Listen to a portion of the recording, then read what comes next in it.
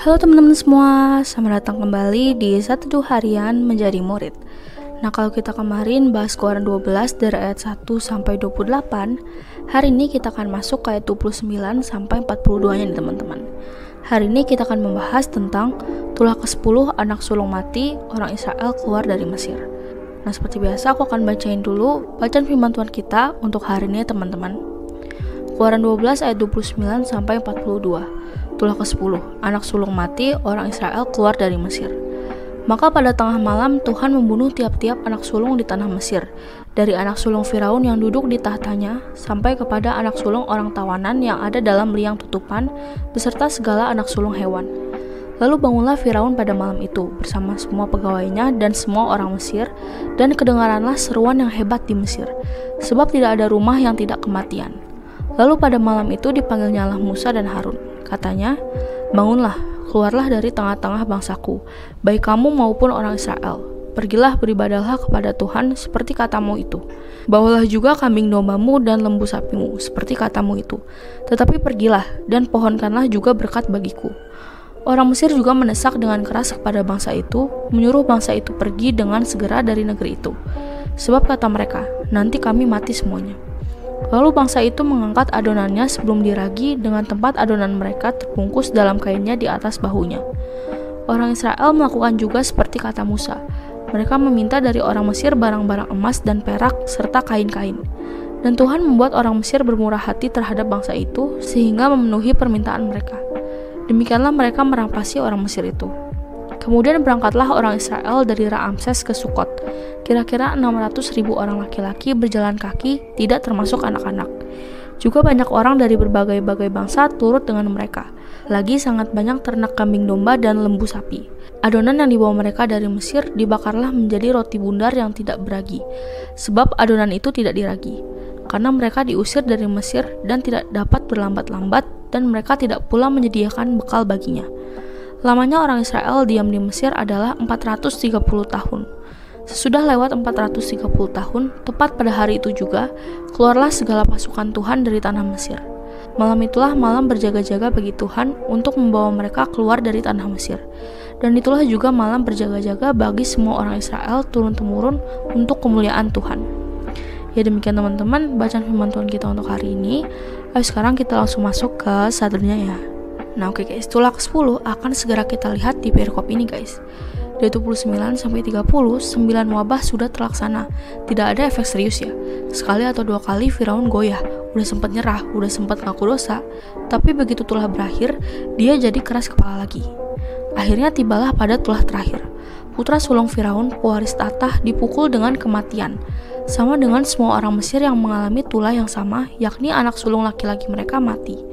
Semua orang di Mesir sama-sama menderita, hingga membuatnya menyadari tak ada pilihan lain kecuali mengizinkan orang Israel beribadah kepada Yahweh. Setiap orang takut dan merasa hidupnya tidak aman selama orang Israel tetap berada di negeri itu. Gimana gak ngeri ya guys?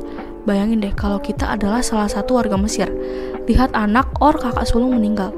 Nah pas lagi sedih-sedihnya, kedengaran tetangga kita dan seluruh negeri pun mengalami musibah yang sama. Sedih parah gak sih pasti? Nah, di ayat 30, Firaun bangkit di malam hari bersama semua pelayannya. Bencana datang dalam keheningan, sehingga kematian tidak dicurigai sampai orang-orang bangun untuk melakukan berbagai tugas di pagi hari. Saat itu, sinar fajar pelan-pelan menerangi belahan wilayah Mesir, menandakan kehidupan baru telah dimulai. Ketika semua rumah tangga mulai menggeliat, bapak-bapak siap bekerja, ibu-ibu bersiap untuk mengerjakan ini dan itu, tiba-tiba mereka mendapati anak sulung mereka meninggal. Tidak ada rumah di mana yang punya anak sulung yang nggak meninggal. Semua yang punya anak sulung di Mesir mati. Sedih banget ya guys. Nah di 31 sampai 36, fajar yang biasanya memberikan good vibes gitu ya, tapi fajar kali ini berbeda. Sebab terdengar tangisan orang-orang di istana dan di mana aja di seluruh penjuru Mesir kecuali rumah yang ada tanda darah anak domba. Saat itu guys, Firaun sadar bahwa tulah itu tidak jatuh pada dirinya sendiri. Dia akhirnya dapat merasakan perasaan orang-orang Mesir. Firaun segera mengirim petugas utamanya saat fajar baru menyingsing, masih gelap, untuk memberitahu Musa dan Harun bahwa semua orang Israel dan seluruh ternaknya harus segera pergi. Juga minta untuk memberkati dia. Firaun udah nyerah guys. Orang-orang Mesir juga minta Musa, Harun, dan semua orang Israel segera pergi sebelum mereka semua mati. Bahkan mereka dengan mudah memberikan permintaan mereka, yaitu emas, perak, dan pakaian. Orang Israel yang sudah siap sekarang telah tiba. Nah, di 37-39, 600.000 laki-laki di atas 20 tahun ditambah anak-anak. Kurang lebih 2 jutaan orang, guys. Setiap orang membawa ternaknya dan semua sanak keluarganya. Masing-masing keluarga membawa roti tak beragi seperti yang diperintahkan Tuhan kepada mereka. Di ayat 41, akhirnya tiap rumah tangga bangsa Israel itu keluar. Di ayat 42, ini adalah malam menjelang pergantian hari yang Tuhan Allah datang untuk membebaskan bangsa Israel. Malam di mana Tuhan memberikan arahan kemana Israel sebagai sebuah bangsa harus pergi. Nah, awalnya Tuhan Allah memanggil pribadi demi pribadi, seperti Abraham, Ishak, dan Yakub. Mereka dipanggil dan diarahkan ke tanah perjanjian. Kali ini, Tuhan mengarahkan Israel sebagai satu suku bangsa berpenduduk kurang lebih 2 juta jiwa berarak-arakan berjalan menuju tanah perjanjian. Malam yang senantiasa diperingati oleh bangsa Israel turun-temurun sebagai malam pembebasan.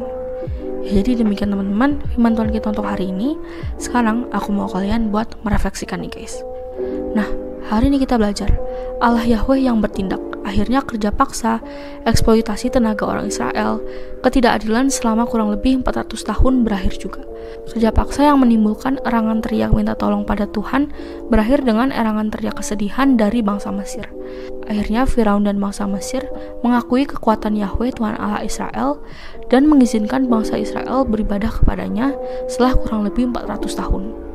Nah, jadi yuk kita belajar untuk mengakui Tuhan dalam hidup kita. Campur tangannya, kekuatannya, tindakannya, jangan meragukan Tuhan guys. Ntar kayak Firaun, yang bukan hanya meragukan, tapi malah kayak menghina gitu ya. Seolah Tuhan gak sanggup menolong umatnya. Jangan sampai kita punya pikiran, seolah Tuhan gak sanggup menolong kita dengan mempertanyakan kasih dan kedaulatan Tuhan. Nah, mari menyerahkan hidup kita, masa depan kita, seluruh eksistensi diri kita pada Tuhan Sang Empunya kehidupan kita. Yuk, bisa yuk teman-teman. Nah, lalu pertanyaan efektif untuk hari ini ada 2 nih guys. Yang pertama, apa yang kamu pelajari dari pribadi Al hari ini? Dan yang kedua, apa yang kamu dapat ladani dari Musa dan Harun? Seperti biasa, teman-teman bawa jawab sendiri, atau kalau mau komen di bawah jawaban kalian juga boleh banget guys. Ya, jadi segitu aja studi kita untuk hari ini. Sekarang aku mau pimpin kalian dalam doa penutup ya teman-teman.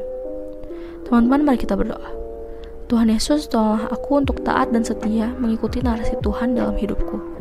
Terima kasih Tuhan, hanya di dalam nama-Mu kami berdoa. Amin. Tetap semangat guys, Tuhan Yesus beserta kita. Thank you for watching and see you in the next video. Bye-bye.